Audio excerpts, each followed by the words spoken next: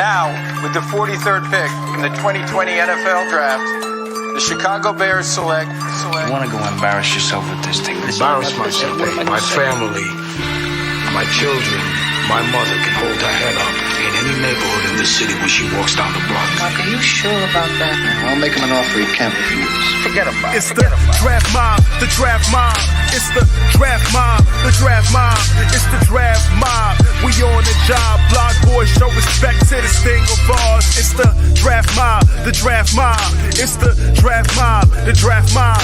It's the draft mob. We on the job. Block boys show respect to this thing of ours. Yeah, it's DDP and the smartest man with the draft analysis for the Bears fans. And Policimo mobbed up like Peaky Blinders. The tape never lies. Draft prospect finders. Draft it.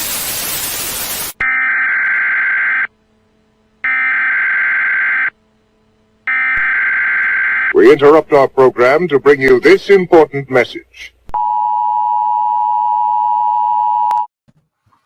We're back. Yeah, welcome back, YouTube. Fresh out of YouTube jail, and we brought a Brit with us.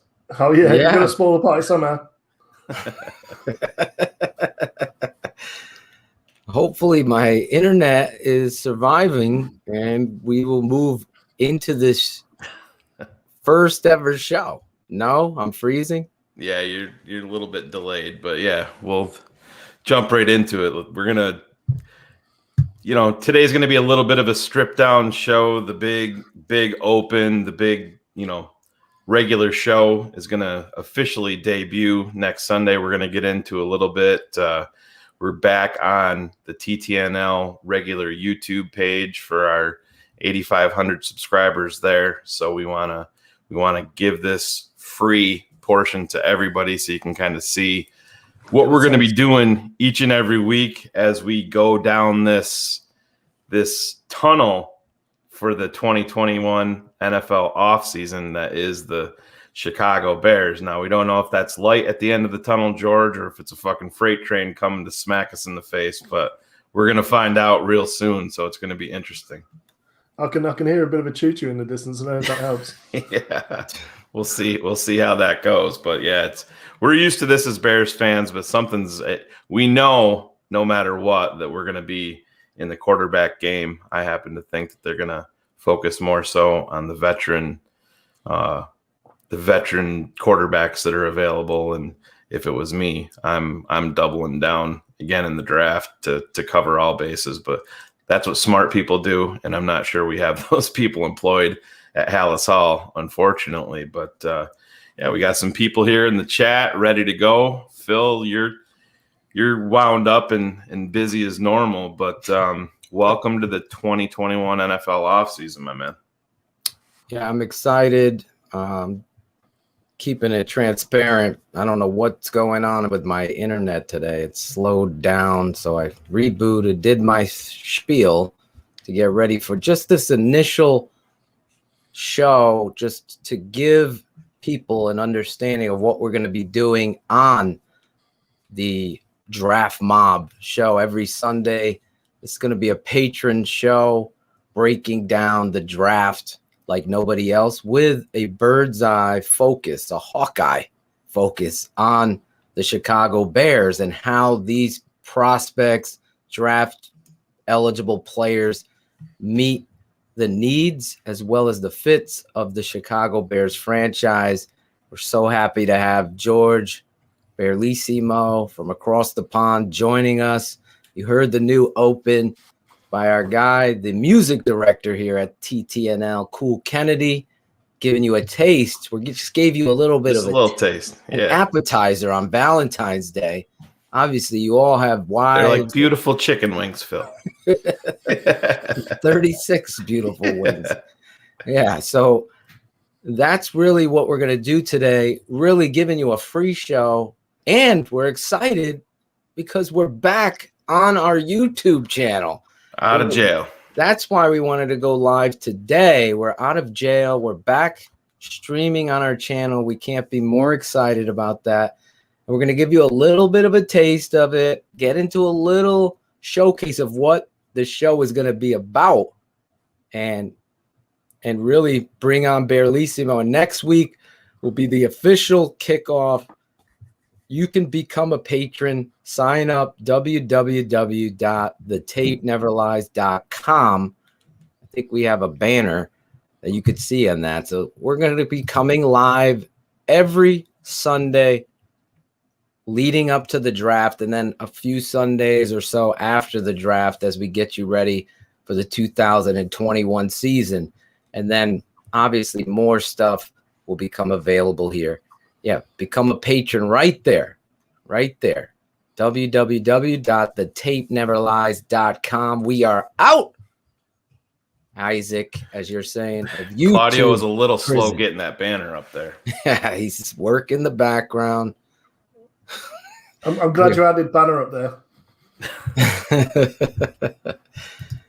It's going to be awesome stuff that we're going to be breaking down and really bringing to you the kind of analysis that I feel like separates us. If you're new and you haven't seen X's with the O's, with my father, myself, we've had Steve Edwards. He'll be breaking down this weekend. We just broke down the edge rushers on Patron, and my father and I broke down them all, and George produced.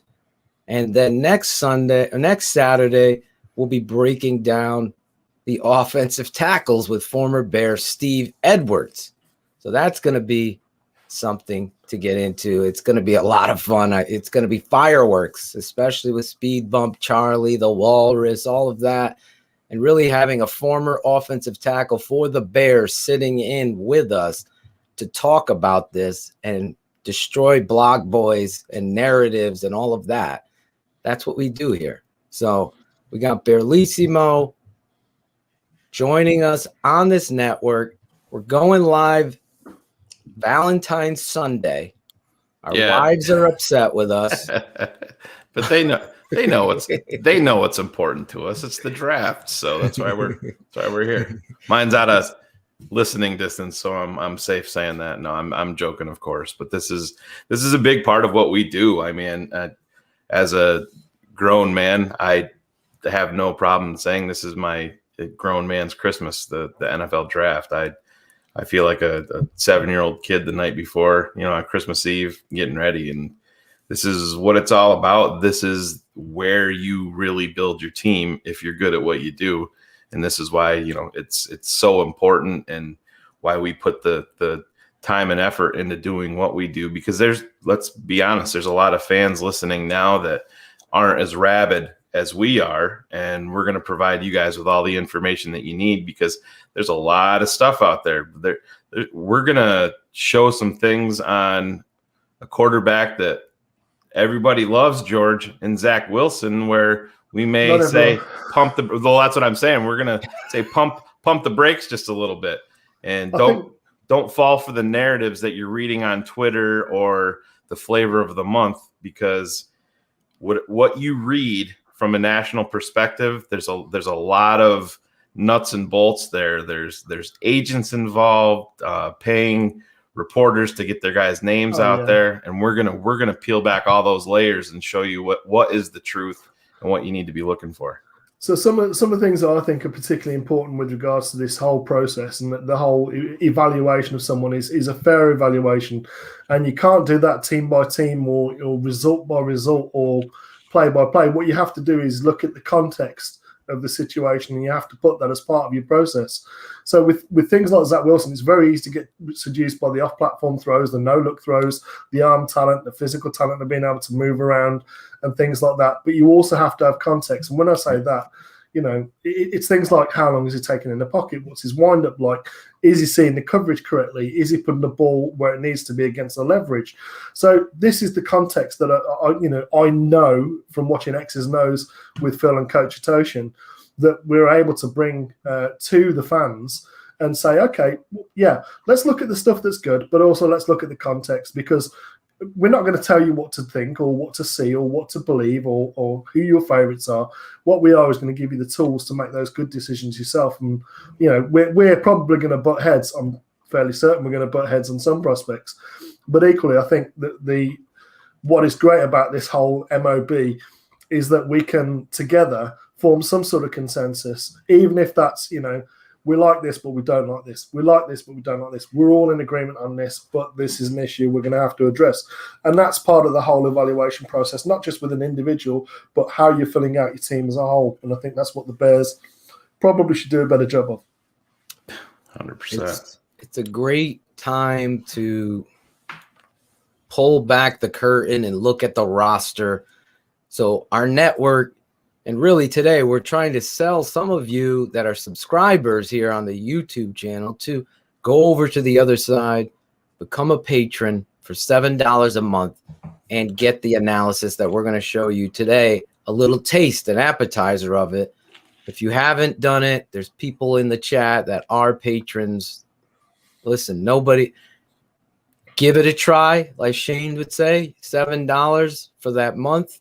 If you like what you're seeing, I think you'll stay and understand that the analysis isn't paralysis. It's analysis, fun, informative.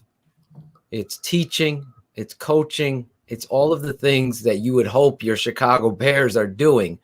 So we got 2 parts to our patron network, or 3 really, during the season, with my video breakdowns. Obviously, the tape never lies, with the reality of offense and defense post-game, breaking it all down. Now in the offseason, we're looking at the roster as well as the draft and free agents with Barlissimo, my father, Shane, Steve Edwards as a guest, other people, Cars coming on, breaking down this roster, doing what you hope the Chicago Bears are doing. And today, we're happy to announce we're back live on our YouTube page, out of prison, breaking this stuff down, introducing our new show every Sunday leading up to the draft Mob, with Shane, Marsaw, myself, and Barlissimo. That's where the mob is from. Marsaw, Atoshin, and Bayless. Yeah, MOB. That's where you get that from. And really, ultimately, the brand in and above itself just gets better and better and better. And that's where I'm proud of it. I mean, every Sunday, you see what we're bringing to the table here. You could see it right here, the Draft Mob on the Tape Never Lies Network. Hopefully you become a part of it every Sunday right here, patrons only, live, NFL Draft. Let's give them a little bit of a taste here. Hopefully I haven't froze yet, Shane. I'm doing good. I'm doing great. Yeah, you're hit and miss. You're hit and miss. I just want to add one thing on the Patreon without sort of over-egging it, and that's having now seen the difference between what you get from the free stuff, which is great, and seeing what you get behind the scenes with Patreon, is you are going to get a much greater context. So if value-wise, if you just want to look at the highlights videos and read like free content, which is going to be good, but on the surface, you're just getting a lesser view. When you dip behind that, and that $7 a month is well worth it, in my opinion, you are getting a much wider context with added texture, and that's the difference. Is you can get things for free, which are there on the surface, and it's going to give you a picture. But if you want it really filling in, if you want that extra information, that detail, it is a way to actually get that and to be a part of the conversation and actually be a part of this process with us here. And the other thing, real quick, we have to spell it out because so many people always ask questions within the YouTube channel. What's this? What's that? So that's why we're doing this show, so you could see the difference and give you an opportunity to be a part of that.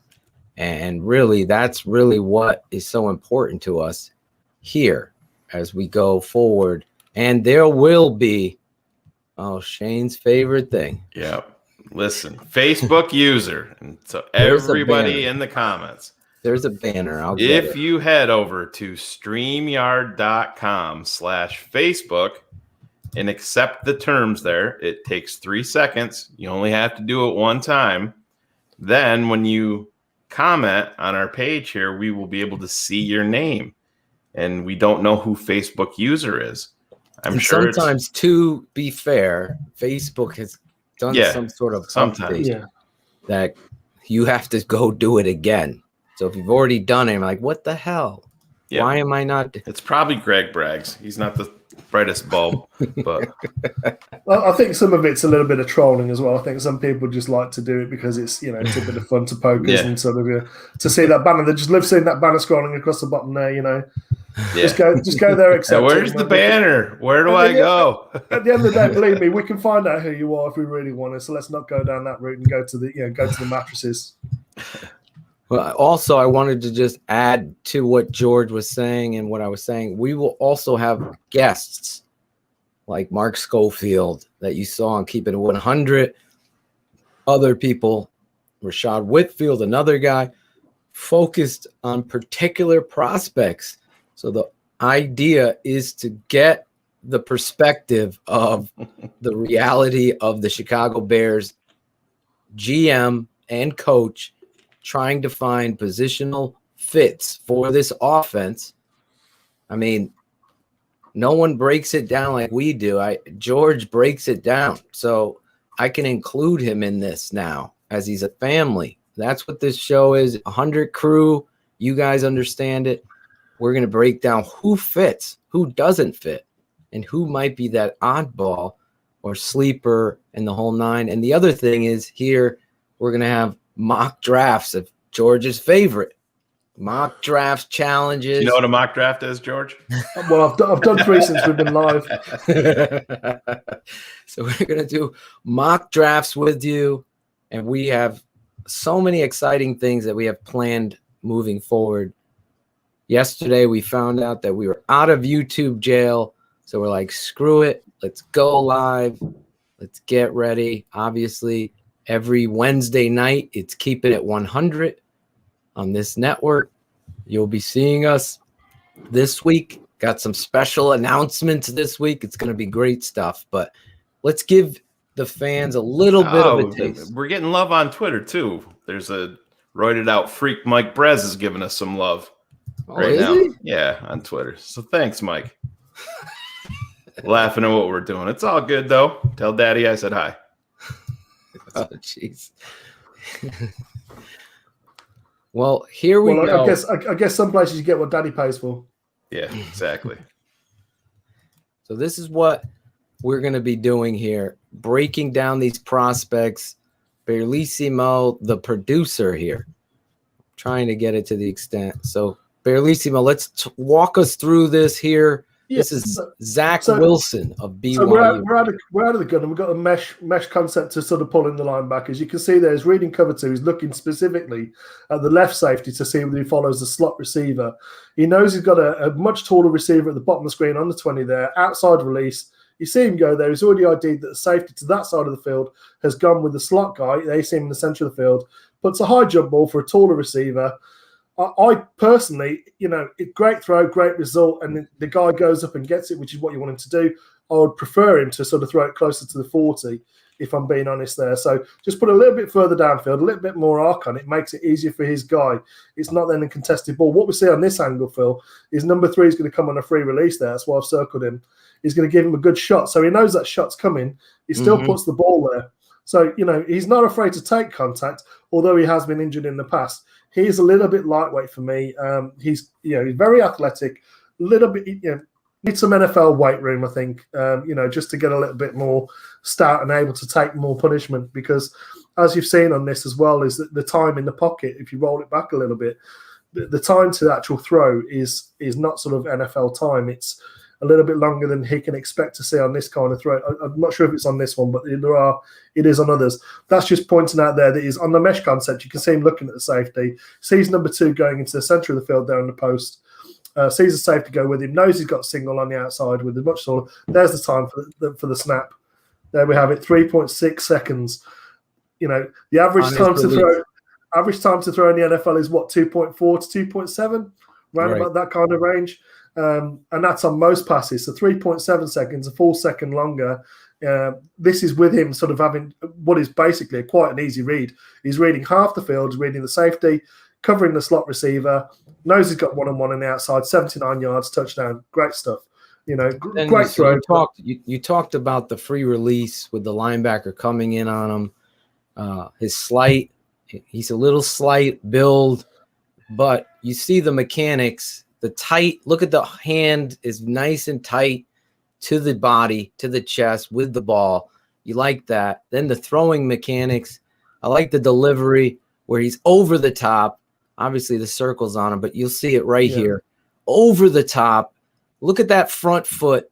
You've seen Mitch slide that foot out. He's bracing for a hit, but he's delivering. He's delivering down the football field. And I would like to see the ball just put a little bit closer to the sideline and a little bit further in front. But at the end of the day, he knows he's got the mismatch there in terms of size. So I think that's what he's banking on. It's not a back shoulder throw. It's just a little bit inside, a little bit close to where the cornerback is, and it has got him into trouble. Mechanics wise, perfect on that throw, but he's inconsistent with these again. So we're showing cover 2 early. There's the mesh point. So he's got gun with a halfback to the right hand side. He's got a slot H back there as well. Motion comes in. What is the motion telling you? As I always say, there goes the motion. We see a squeeze, so we know it's a zone. So you see that they went in motion. No one's following. So now, as Baralissimo's telling you, this corner's squeezing down because the wing is on that side. So now you know it's zone. So this quarterback should know it's zone. That's why we talk about pre-snap with Mitch Trubisky, with Matt Nagy's offense, not doing that enough to give the quarterback time. Get out of the huddle, give him a motion or trade or shift, as some people call it. I call it trade, where you're moving your whole, the back, the tight end, all at the same time. That's a trade or a shift. Yeah, so what that motion actually tells us, it's cover 2 shell by the looks of it, because the safety stayed. The safety hasn't squeezed across or exchanged. So he stayed outside of the field because there are still 2 receivers outside of the field. There's the halfback and the wing. The halfback and the wing on the side. The corner closes down. He becomes a slot. They're in shotgun. So there's a drag. That's a sort of a crossing concept there against the zone. That's an easy completion. So is the halfback there. So there's the halfback free. He's got a free run because the defender is already engaged. He had an early pass there, an easy one. So he didn't take it. Kind of gets himself into trouble, but then this is where his athleticism comes in, Phil. So if you let it roll forwards, this actually, it turns from being what could be a negative play. Again, looking at this 2.4 seconds to a decision, 3.8 before he starts to bail. 4.2, but now he shows his athleticism. So he's out, he's free. He's going to do a little bit of the Madden whoop, whoop, whoop kind of stuff. I want to see the ball switch to the outside hand there. Oh yeah, he needs to, once he becomes a runner, he's got to tuck it and 5-point it. So I mean that's what he needs to do on that play. But again, great result. So 30+ yard run. In my view, if you're an offensive coordinator, you want him to take the easy completions. But it looks great with him having a sort of a nice 30-40 yard run on that play. In terms of running into trouble here, clip look blurry to you, George, at all? Yeah, it is a little bit blurry. Super blurry on our end, Phil. It's pulled off YouTube. It's pulled off YouTube, so I'm a little bit at the quality of what the feed is. It's not that blurry, but yeah, it is blurry. But like I said, I'm pulling it. It's pulled from YouTube, and that's the reason why it's a little bit grainy at times. It's the quality of the video that I'm able to pull it from. Could be my end with my slow. No, it is grainy. Okay. Yeah, we'll get that figured out for next Sunday. Just have to get HD clips, but that's what I'm saying about him sort of running into trouble there, sort of holding the ball. Again, it's a simple coverage, cover 2. There's a bit of a mix on the bottom of the screen there by the 1st and 10 marker on the screen, but 4.4 seconds, runs into trouble, takes a sack. So there is this to his game as well. Now let me ask you this. Obviously, I see that blurry right there. Yeah, this is a terrible quality video, but it's a really bad throw. Western Kentucky, Boise State, Houston games. If people go and look at those 3, you're going to see the good stuff and also the bad stuff that you get with Zach Wilson. But you need to be honest and look at each throw and sort of do a mental count in your head. But from when you see the ball snapped to when you see the ball thrown, is it in that sort of 2.2 to 2.7 second range? Is he holding on the ball too long? Is he seeing the coverage? Is he seeing his options at wide receiver coming out open? And you're going to see the difference with the Mac Jones stuff now, the difference in being able to ID coverage and be able to make quicker decisions. I think that's where, to me, there needs to be some reticence. Overall arm talent, as a QB, ability to make throws and to be able to get himself out of trouble is there, but there's also a lot of lack of experience. I'm not sure if it's lack of experience, but there is also tendencies there that get him into a little bit of trouble at times. Before we get to the Mac Jones, do this for me. Send Shane the Mac Jones from WhatsApp. Yeah, sent it to him. Okay, so Shane, you put that on your desktop. Yep, I got it. And then you share it up. So to see if the picture's better, because it probably is on my end, because I'm looking at it and it wasn't that bad. You guys go and let me grab that. Yeah. So let's talk a little bit about Zach Wilson. You know, obviously Mark Schofield, you saw the interview with him. He has him as his number 2. Bellissimo, he comes with a lot of things that concern you. Talk about those things. Yeah, my main concerns are he saw in his conference and the games that he played, for the most part, he saw for very simple coverages. When he started seeing coverages which were a little bit, so I mean those examples there, the Houston game, he saw predominantly cover 2, yet he still got into trouble on reads against that coverage. Against people like Boise State, they had a lot of man and zone concepts from that cover 2 look, but they also rolled from cover 2 into cover 1 at times. He seemed to really struggle with being able to ID those actual coverages and be able to go to the right receivers. So the comparison I actually have for Zach Wilson is, believe it or not, Jay Cutler. In that Jay Cutler had a lot of athleticism. He had a great arm talent, but kind of got his offensive coordinators killed or sacked, because he wouldn't make decisions based upon the tape that he was looking at. He was seeing beforehand, and the keys that he's seeing in those pre-snap motions and those declared coverages from alignment. So, like if you line up a tight end up at the boundary, do you see a cornerback on him or do you see a linebacker on him? Those kind of things, you've got to be able to trust that and trust the plays and go there and sort of make the IDs and decisions off the back of what you're seeing. That's where I see Zach Wilson struggling a little bit. He's got all the talent in the world. He's gonna amaze you with some throws. He's going to amaze you with some times that he rolls out of the pocket. But you're also going to look at him, as I do, looking at the tape, and I'm just like, just run the play. Just run the play that's called. Right. Throw it to where it's designed to go. And that's for me, that's the infuriating part, because against the NFL, his speed isn't going to be as a disparity as it was in college. His ability to ID coverage is not going to be the same as well, and he's certainly not going to have the same amount of time in the pocket that he got at BYU. That's just not going to happen. Those are the concerns for me. Now, before we go, Shane, I'll actually pop back in here. Shane, there you go.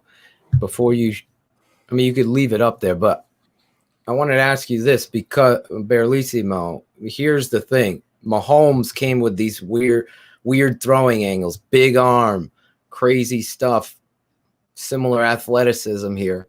Not the Deshaun Watson type of athlete Zach Wilson is, but Mahomes-esque with his ability to move and wiggle, and awareness. So what for the person that's wondering, well, is he the next Mahomes? Because he's got these explosive plays. Go ahead, talk about that. Well, not currently. Who knows if he gets a year to sit and he actually studies and puts his head down to it, if he can become that kind of level of talent. But for me at the moment, he shows far too many inconsistencies. The thing is with Mahomes is obviously he's been able to sit behind a really good diagnostician of coverages in Alex Smith. Mm-hmm. He benefited from that as much as he did from the coaching and being able to learn the playbook and to be able to look at tape the right way. So for me, Zach Wilson is going to need the right situation and the right coaching, and he's going to have to apply himself, because to me on tape, it looks like he's kind of winging it. There's a lot of sandlot football when I watch Zach Wilson on tape, rather than running the plays that are there against the coverage which is there.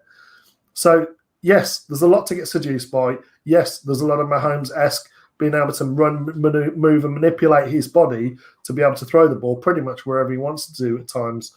But there are a lot of inconsistencies with mechanics. There are a lot of inconsistencies with his ability to know what his play is and to know what the right options are at the right windows and to be able to get it out in time.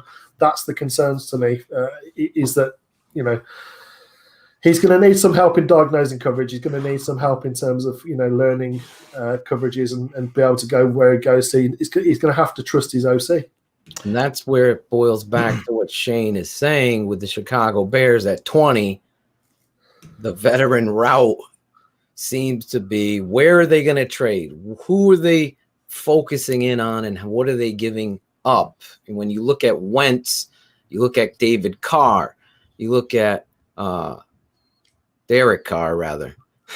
It's not the first time that mistake's been made. But Phil, before you move off of Wilson, I think I'm not moving. The perfect.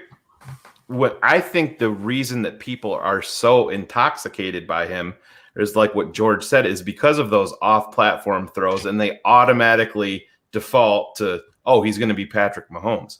Right. He's got a long ways to go. I mean, you look back at 2019, he was very careless with the football. If you look back last year, not this season, but back in 2019, very careless. And just because, I mean, you see the same thing with Trey Lance.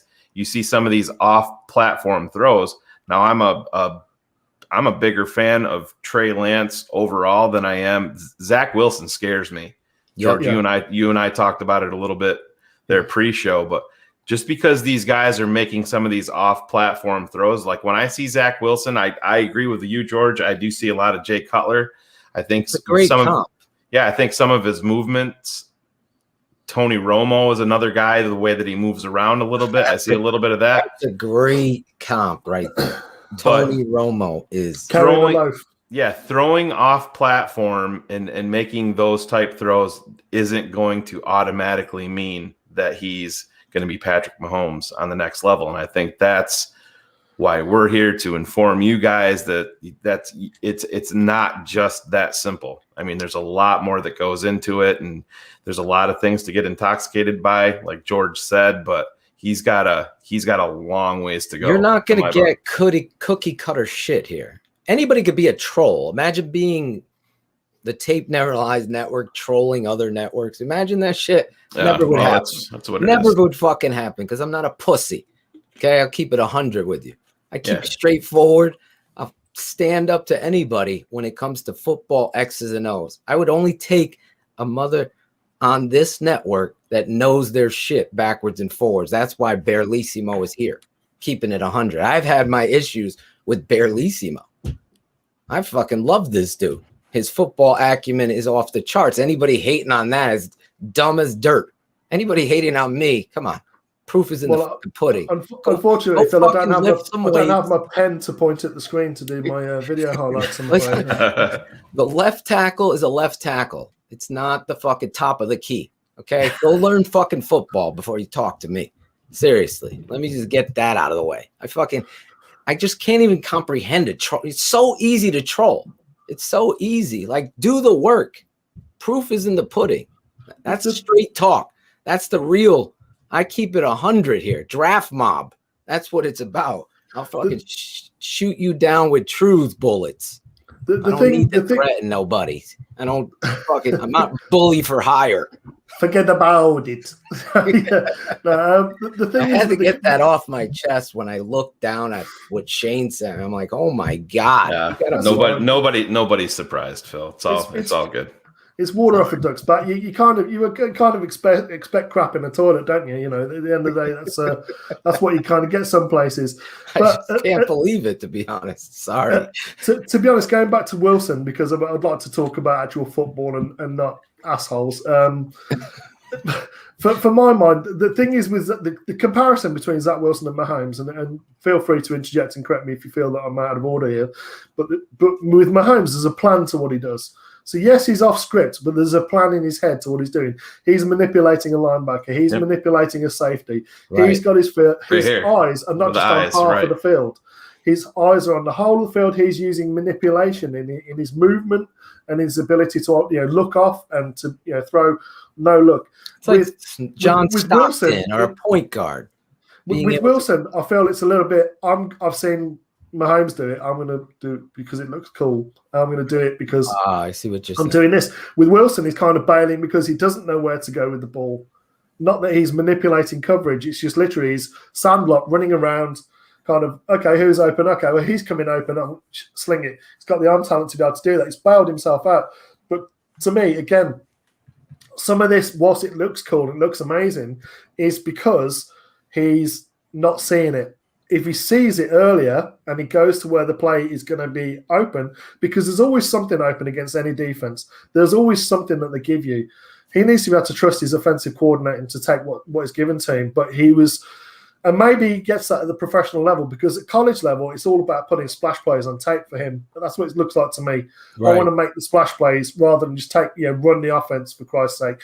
And that's this is such a brilliant contrast today between these two quarterbacks, because they are night and day different from each other. And that's what I love about this, because this whole process, Zach Wilson, he might get taken at 2. He might get taken before Fields. He might get taken before Mac Jones. But for me, he's not even close to the quarterback that Mac Jones is. If I'm running a team, I want someone who's going to run what is there, and they're going to take what is there, because you're not going to be able to freelance it like this against an NFL defense. They're going to crush you. Let me ask you this: the kid does. It's almost like we just saw that in the Super Bowl, right, George? Yeah, a little bit. If you stay with 5 scat protection against a rush that you can't protect against, that's kind of what you get, Let me ask you this: it seems as though this kid, though, has toughness, heart. He's checking those boxes off. He doesn't lack confidence. So, no doubt. Just for the Bears fan, that's what this is about. This show will be on our Patron side every Sunday. Just to recap for those of you checking in, we're going live. We're celebrating. We're off of YouTube prison. We're out of YouTube prison. So we're going live today for free, giving you a taste of Draft Mob every Sunday. Marsaw, Atoshin, Berlissimo, or Bayless going live every Sunday, breaking down, focused on coaching, teaching, and analyzing these draft talents, as well as free agency and that stuff. So it's not just going to be draft stuff. It's going to be free agency as well. Because it's going to dictate. I mean, it's the trade that the Bears make for a quarterback is going to dictate. I mean, that's why they're so adamant about keeping number 20, because I think that they want to obviously use 20 to surround whatever veteran quarterback that they get, or trade down or up, or whatever they want to do. I firmly believe that is the plan. Yeah. It's all going to be like we've said it for weeks. Shane, to his credit, had called it a long time ago. Obviously, Watson would be the course correction where everybody could shut up on what was the most embarrassing press conference, presser, and condescension to the fans we've ever seen in our lifetime. That was the worst showcase of an organization speaking to its fans after another miserable season.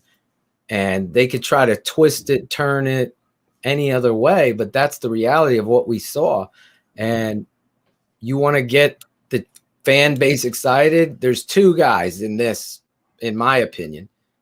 It's Russell Wilson and Deshaun Watson that would kind of, okay, that's a forgotten story now. This is the real story.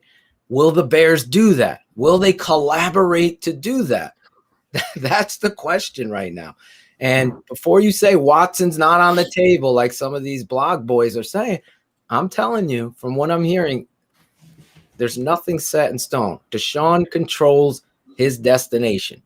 And I know he doesn't want to go to the Jets. That's the only thing I was told. So that leaves us in the game. And we're one of 4 teams, apparently. That's all I know. So I'm just saying, put that into your pocket and we'll see where that goes. Now, Carson Wentz, Shane talked about this weeks ago. This is going to be the fit. This is where they're going to go. That's not going to take away the presser. No, that's take away the pressure. That's going to just add more. But this is the coach and the GM have to say, fuck the fans. This is what we have. I think they already have. You're right. They have. I think the whole thing of doubling down was a big FU. I mean, the next day interviews were just even worse. It was. Oh my God. When Sylvie, shout out to Silverman, said to George, tripled down. Wait a second, George. You've had Ted there for 20 something years and you've had this to show for it. Why not get somebody that loves knows the game of football to hire football people and assess your talent appropriate. Except have someone, we believe in Ryan and Matt. So essentially, when you say you're not fiddling, or as my boy Sierra would say, grubby little hands in it, you are. You are, because you're allowing a free pass to Nagy and Pace. There's nothing better than leaving a football decision to someone who's making a decision about their own future. I mean, I think that's just absolute genius. Are you going to sack yourself? No, I'm not going to sack myself. I think what I'm going to do is I'm going to leverage the future and do that. Well, you're our football guy, so yeah, let's go ahead and do whatever it is you want to do. It's just absolute lunacy, but it is the Bears. Why did the T-shirt I did? Part comedy, part horror, all Bears. It's kind of what we do. The most infuriating thing about this offseason for me, whatever we do at quarterback is largely going to be wasted this year for me. And that's because, Nagy's going to Nagy at the end of the day. It's going to have to take someone who can transcend his issues to be able to actually make any difference at all. There are two quarterbacks available. Well, not available. There are two quarterbacks that are potentially available that could do that, and that's, for me, it's Wilson or Watson, and that's it. Anyone else that you want to put out there, David Carr, he's still going to have to run the offense. Yeah, he's going to make better decisions and put the ball where it needs to go. But we're all doing it. Derek Carr. Yeah, sorry, Derek Carr. He's going to at least make the right decisions and know what the coverages are and go to where it needs to go. Yeah. But he's not going to be able to transcend what Nagy is going to call at the end of the day. And Nagy's going to keep calling the plays. That's the key in this whole thing, because you don't trust. Does anybody trust? Two things. Quick poll in the chat. Do you trust Pace? Well, no, just the right quarterback. It doesn't even come down to individuals, Phil. You just say, do you trust the organization? And that encompasses everybody. I'm not talking about the players. When I say organization, I'm talking about ownership. I'm talking about the front office, and I'm talking about the coaches. Nobody knows. There's nothing that they've shown us in most of their history, over 101 seasons played, that there should be any type of trust built up or say, hey, this move beyond a Russell Wilson or Deshaun Watson is going to alter the direction of this franchise. I mean, would I be shocked if the Bears went 8-8 or 9-7 next year? No. Would I be shocked if the Bears bottomed out at 4-12 or 2-14? 2-14. No, yeah. I wouldn't be. And it just it is. I will say this defense is so good. It is, Phil, but wasting it. You're wasting it here. Yeah, well, that's part of it, and you have to. I mean, one or two key injuries. I mean, getting Eddie Goldman back is going to be huge. A big piece of it, and I think that can unlock some things. But I have a question about that since you brought it up. This is a show where we draft mob. Does Eddie Goldman's contract pause? He doesn't. Yes. The year gets tacked on. Because I had a bunch of questions about that. Oh my God! If those contracts didn't, you would have saw most of the league opt out just to reach free agency quicker. Yeah, so that it just gets pushed. It just gets pushed. It's like he didn't play and he didn't have any service time. So like a red shirt, isn't it? Like a red shirt eligibility. Exactly. Does he get like a pay though? Did he get paid? No, he gets a basic amount of pay, which is deducted from his cap value. But then the next year that it gets taxed on, that's where the rest of his pay comes. So he gets like a portion up front, but he doesn't get his full pay for this last year. But he gets the remainder of it in the taxed on year. That's the way I understand it anyway. Yeah. Before I see Richard in the chat. Don't look at schedules. No. Everything changes so much so. You never know with schedule. Yeah, Aaron Rodgers goes out and gets injured week 1. Your schedule playing the Packers twice changes really. That's a lot. Always been my thing. It's like a media storm when the schedules are released, and you see that. And here's something right here, and I know this is going to blow a lot of people up, and I think George probably knows where I'm going to go with this comp because him and I have talked about it, and I don't want this to get blown out of proportion. But when you're talking about who Mac Jones is. I'm not talking about what he's going to become, but you're talking about, yeah, it is. It's Tom Brady. It's a guy that's not ultra athletic. It's a guy that's going to read the defense. It's a guy that you're not going to he's not going to misdiagnose things. You're not going to fool him much. He's going to make little slight movements within the pocket that are going to alter the pass rushers to let him. What I love about him is this dude throws guys open. You saw it at the Senior Bowl. There's a couple of clips. See it in a minute. Yeah, One of the things on the comp as well, Shane, which rings true. Let's just take some of these negatives that we've heard recently. Not very athletic, doesn't have a quarterback's body. Played in a program which elevated his talent by having superior talent around him. Yeah. Through to receivers which were much better than the competition, and that's Tom Brady that they were talking about that way. Yeah, and we're hearing the same thing with Mac. You know, it's the same. It's lazy. Yeah, and it is. Tony Pauline is a guy that I respect his coverage, and he's locked into the league, and he was open and honest when he was talking about Mac Jones, saying that he wasn't a huge supporter and believer in what he was doing.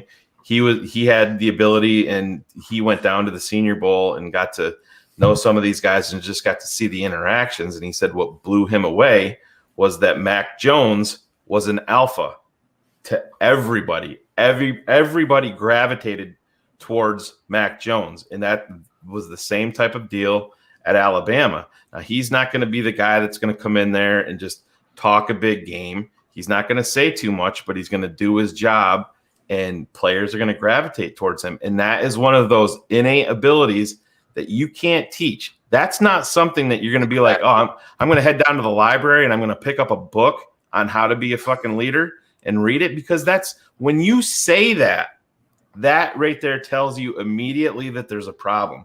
I'm not saying that you can't try to enhance your abilities by reading books on leadership. That's fine. I have no issue with that. But when you're talking about it, it blows all of that out of the water. And like I said, Mac Jones isn't going to become Tom Brady. That's not even realistic. No. I'm just saying it's the slight movements within the pocket.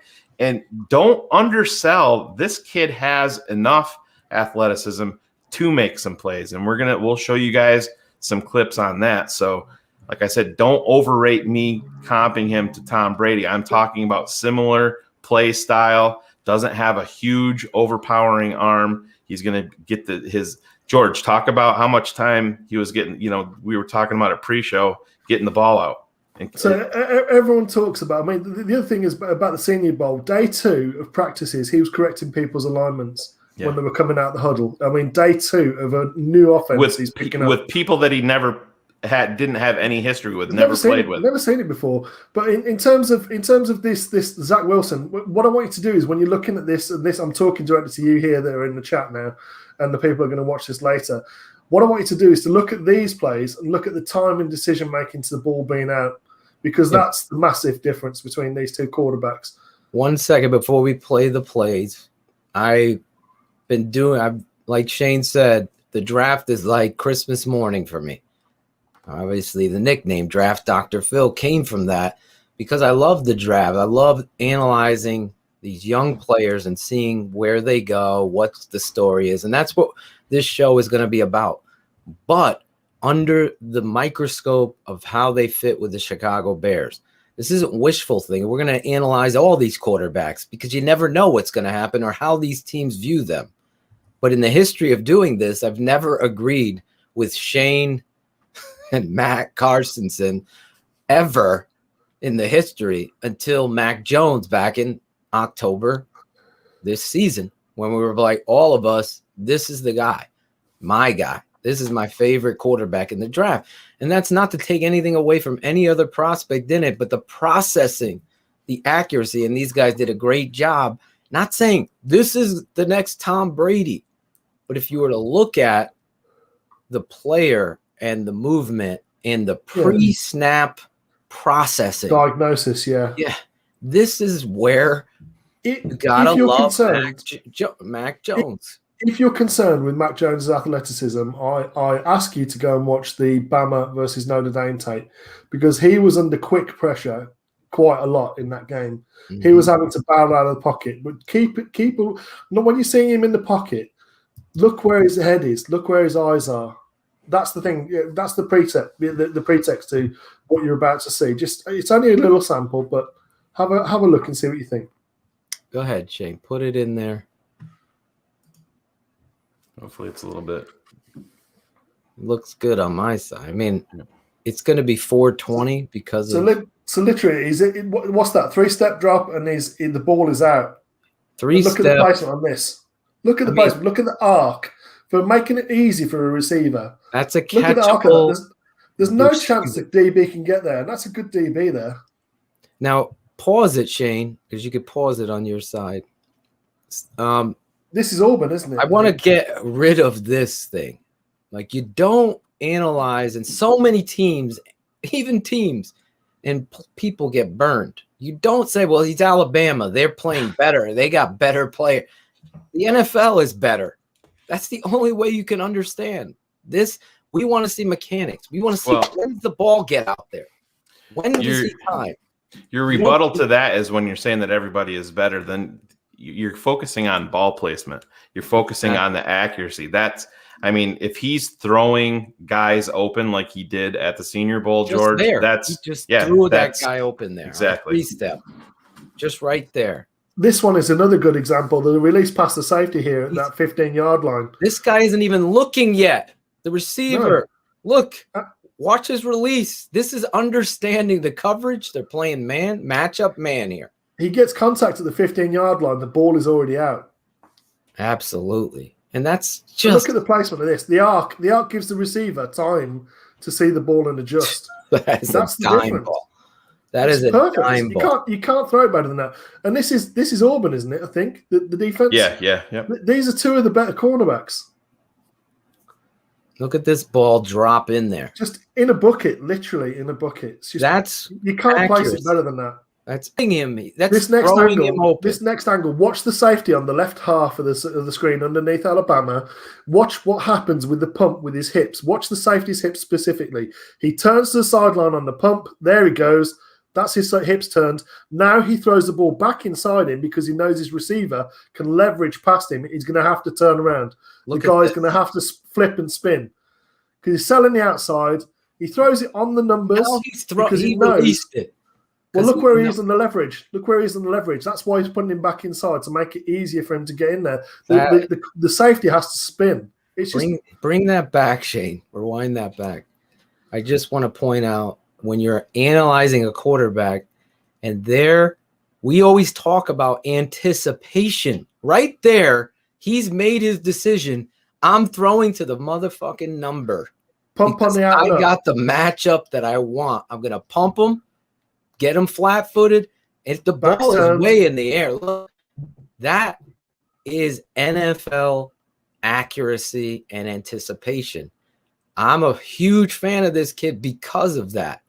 And look at the mechanics in the pocket, the over-the-top. We saw Mitch always throwing this one. If you look, he slightly extends his left leg. So there is a slight overstep there on that throw. And he has a heel. You don't want to see that heel. Look at the one thing that we've always talked about for years with Mitch is look at the back leg. Well, the back leg, and look at the left foot.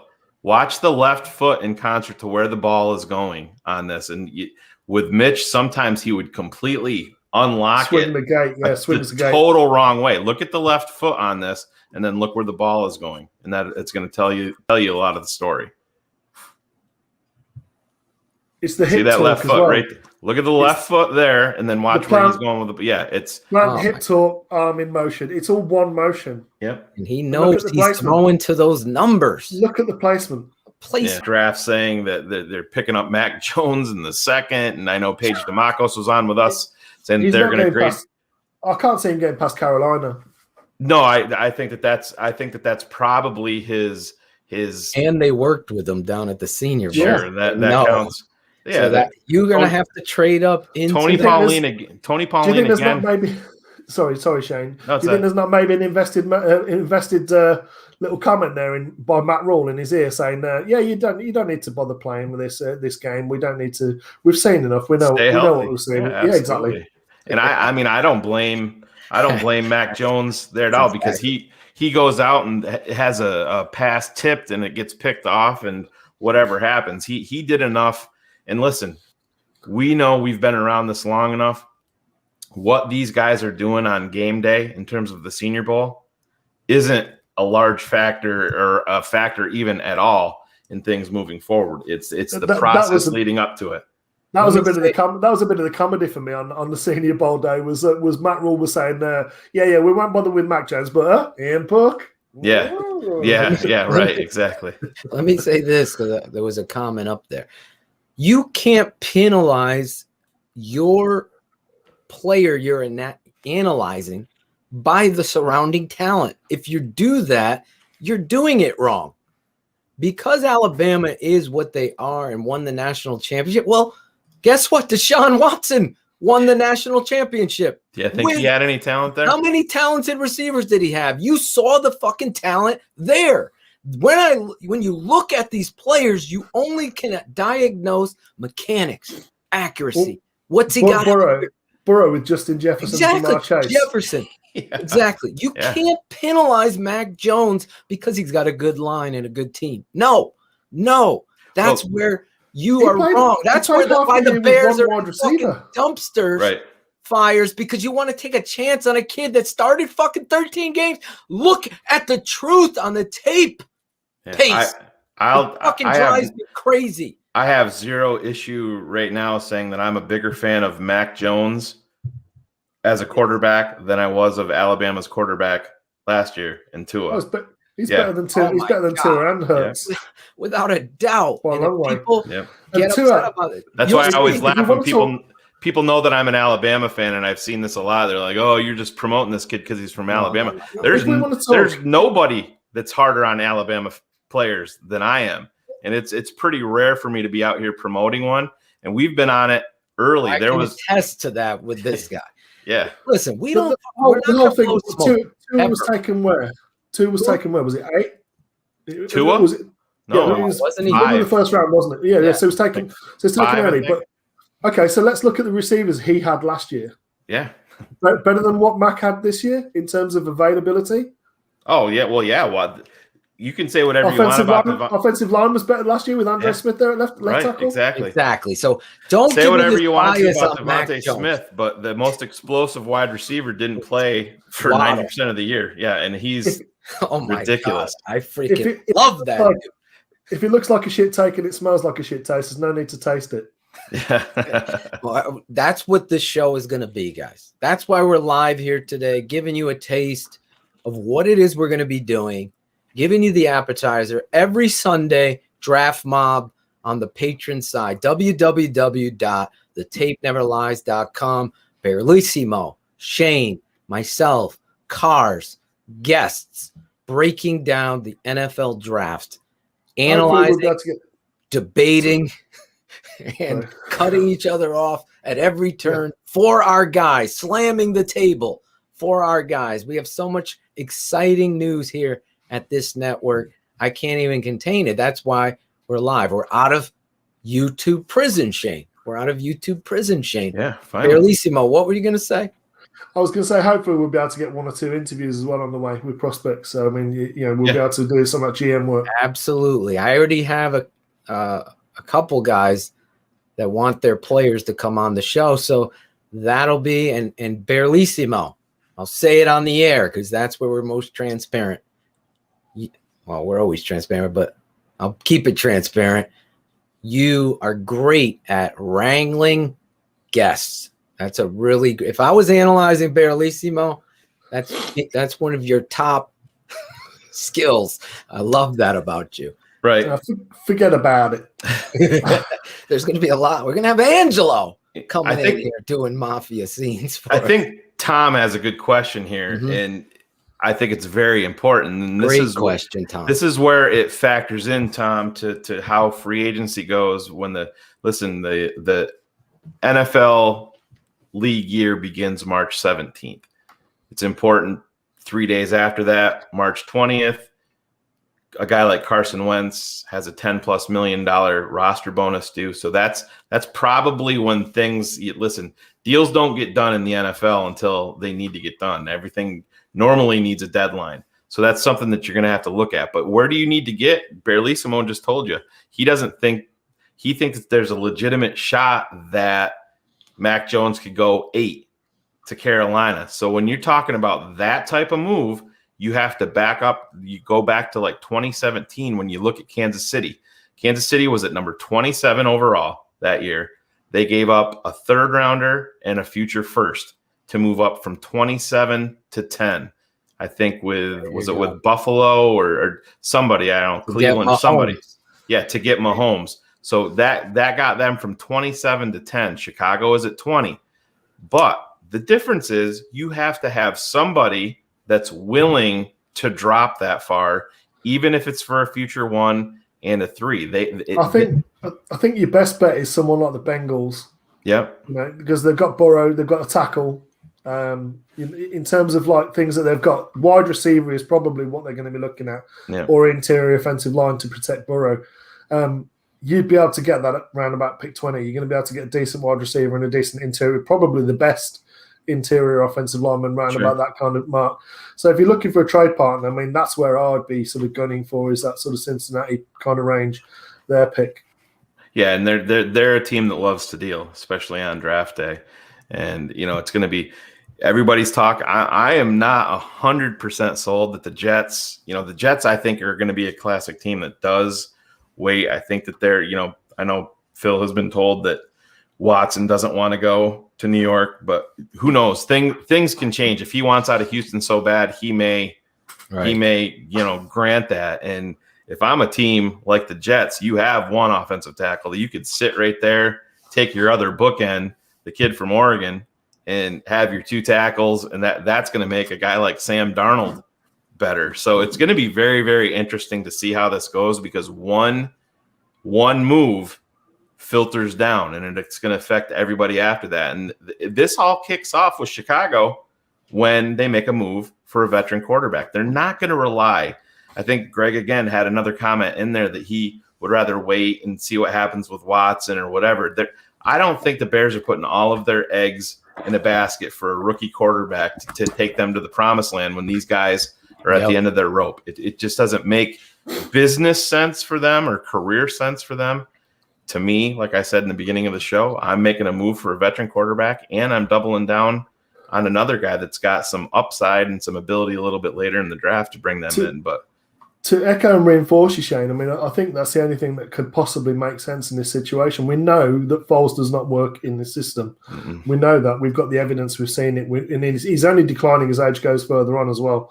So we know that's not an option. So we do need at least 2 solutions at quarterback moving forward. So, I mean, realistically, if you're going to go a veteran, the only veteran I would be comfortable giving up a 1 or multiple ones for are the 2 guys we've already mentioned, which is Wilson, Watson. Those are the only guys that I would give up a 1 They're for. the ones that a 1. And Wilson does have Russell Wilson does have a no trade clause also. So that's going to be a factor. That situation is getting crazy. I brought this up with Mark Schofield, and he didn't think that it did, but I listen, I've been wrong 100 times before. I'm not dumb enough to say that Sheldon Day is a top 5 defensive tackle in the NFL like some dumbasses on Twitter are, but that's a whole nother fucking story. Still got that screenshot, asshole, but whatever. Sorry, Sunday morning. But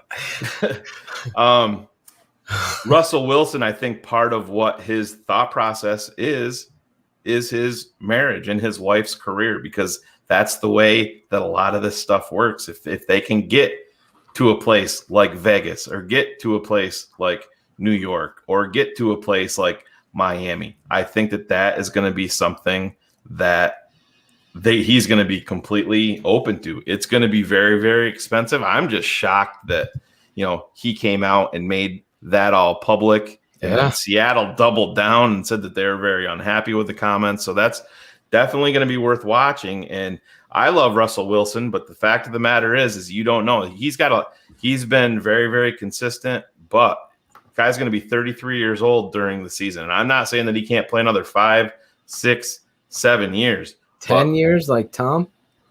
Well, I think that's Phil. I think gameplay is how they play the game is a definite factor. Tom Brady isn't a guy that's moving around and doing all these things. His is slight movements and buying time that way. Russell Wilson is a guy that's basing a lot of his game on athleticism. And sometimes when you get to a certain mark or to a certain age, that stuff falls off of a cliff. Yeah. You also, your body takes a beating. But I will say this. There are so many shots you can take, aren't there? Yes. Let me say this. Russell Wilson, I would move heaven and earth for. Sure. Deshaun Watson, I would move heaven and earth for. For years, I've loved Russell Wilson. And I think, Shane, you asked me this last year. Would you give up? I would give up literally anybody on a roster, including Mac and my boy. There's nobody. There's nobody on. Listen, there's I saw nobody. Greg's freaking comment here. He would kill me. He said, "Did you see this? For what? What was it? I want it noted for the record. Tooch, write this down. Like I said, if I had to kill Phil to get done, he's killing me, Shane. You were mad at Heidi for that. Yeah, I'm holding that for life now. Yeah, but I hear you, because I would not kill myself or anybody, but I would trade anybody for Russell Wilson. Sorry, Shane. Yeah, there's nobody on this roster that is not available for Russell Wilson or for Deshaun Watson. I mean, if Houston or Seattle comes to you and said, we're going to need these picks and we need this player, you can't be like, oh, I mean, listen, I love Roquan Smith, but there's people out there that saying that you can't move him in a Deshaun Watson deal. He's not full linebacker. It's exactly. That's what I'm saying. It's prehistoric thinking. I understand he's 23 years old and he's really starting to come into his own and be what we want him to be. But just like you said, George, he's an off the ball line. Go get the kid from Missouri. Yeah. You know what I mean? That's what I'm saying. Yes. Right. Yep. And that's what it is. But to say that Roquan Smith is a deal killer for Deshaun Watson, I'm sorry. It means you're football illiterate. We're going over the time we intended to go. That's what we do on this show.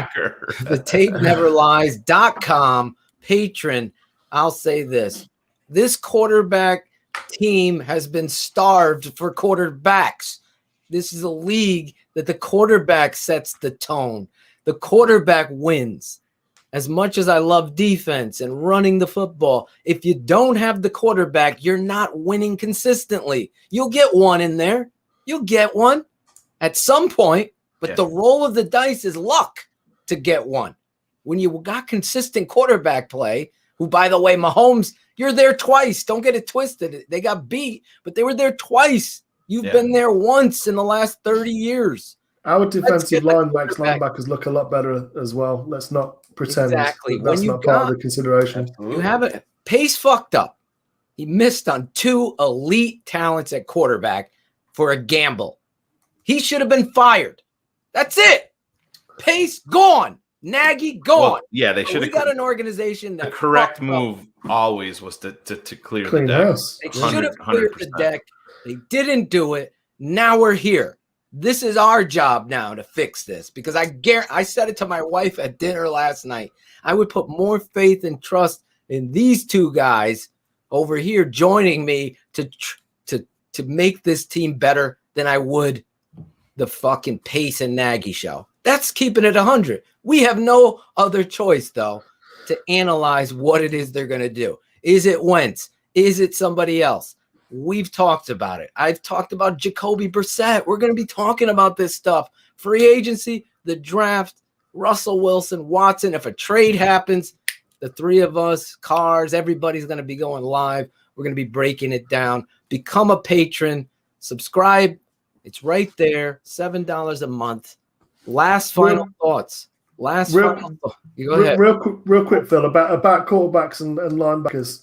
Real quick.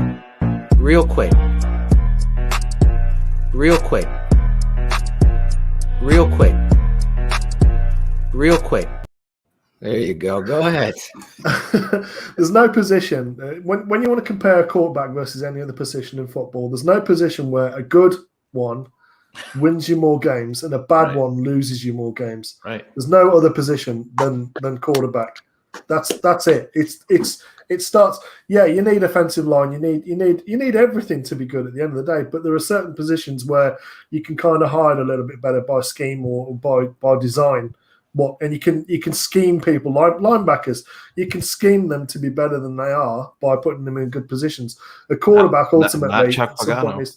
Well, no, because Chuck We broke that down yesterday. Chuck, what flavor ice cream do you want, Chuck? Well, there is no other ice cream but vanilla, is there? Yeah.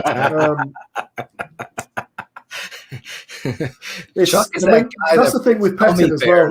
Vanilla ice cream. That's the thing with Pettin as well. Pettin and Fangio, both descendants from that Ravens, the ultimate defense, that attacking. That's where the aggressive, the Ray Lewis defense.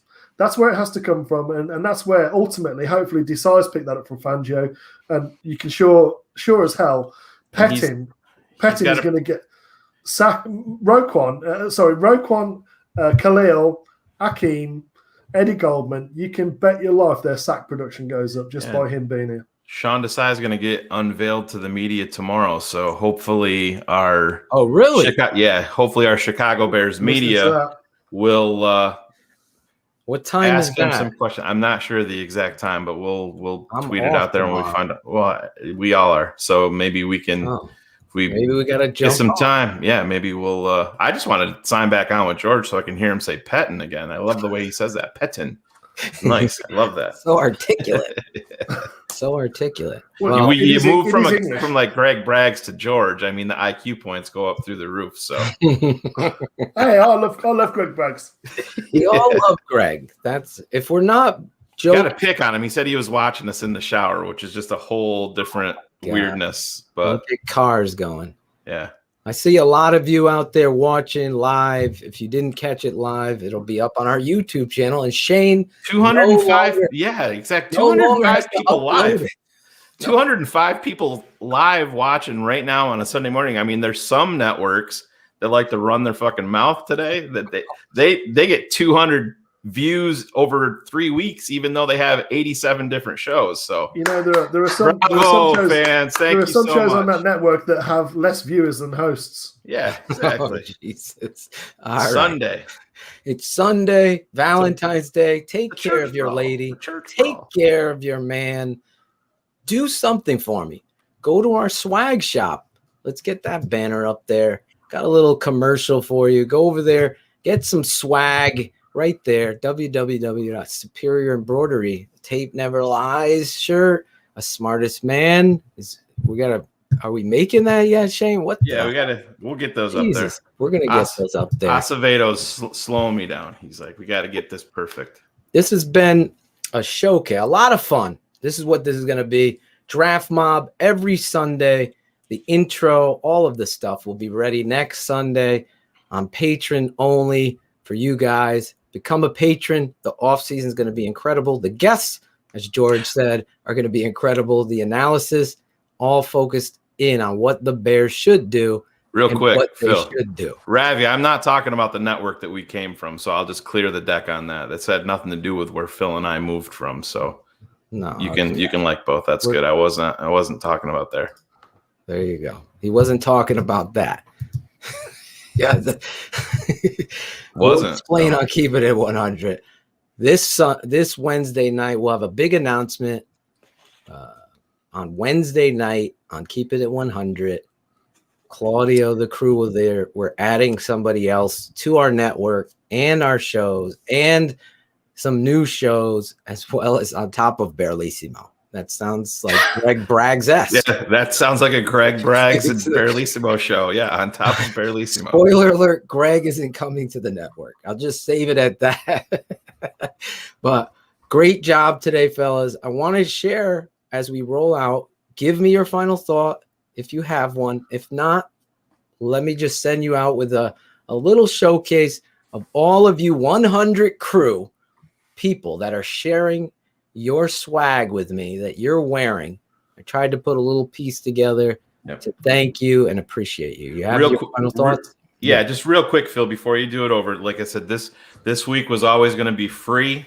So next week, these shows are going to be behind the Patreon wall. So like I said. Oh, I'm not bad. I took it off.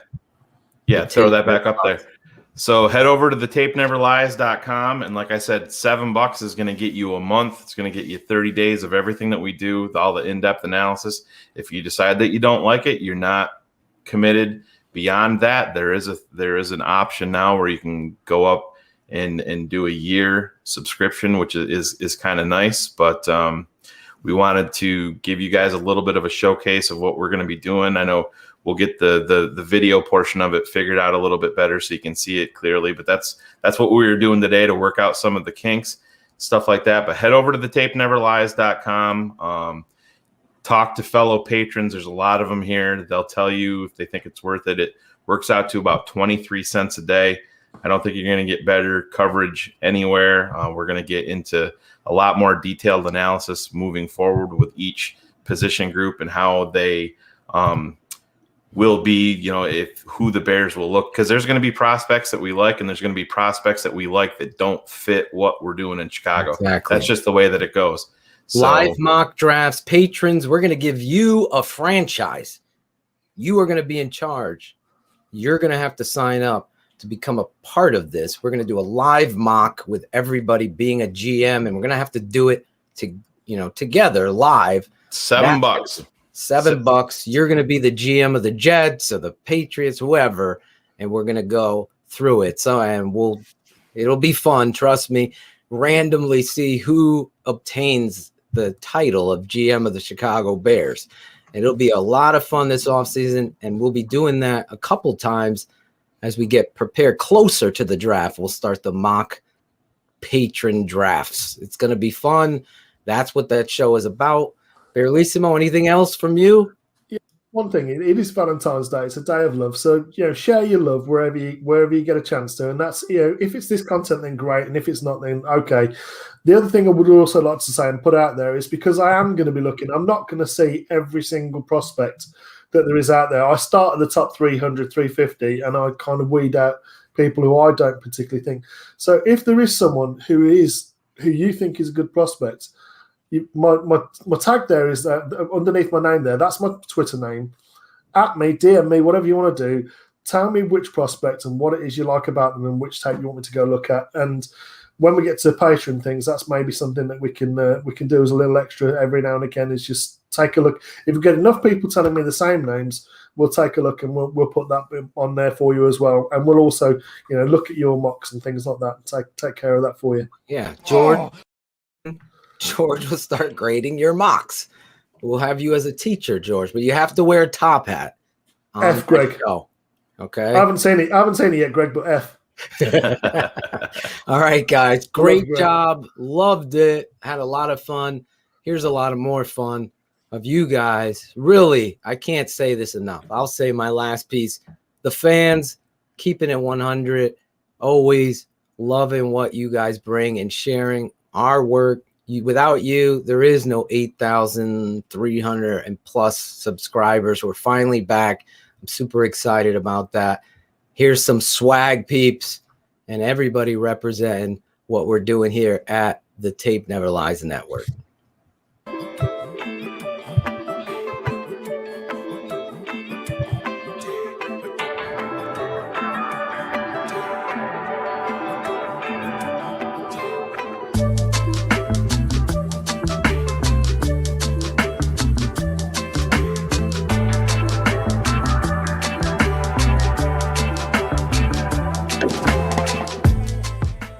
Hey boys, like my sweatshirt? The tape never lies. That's right.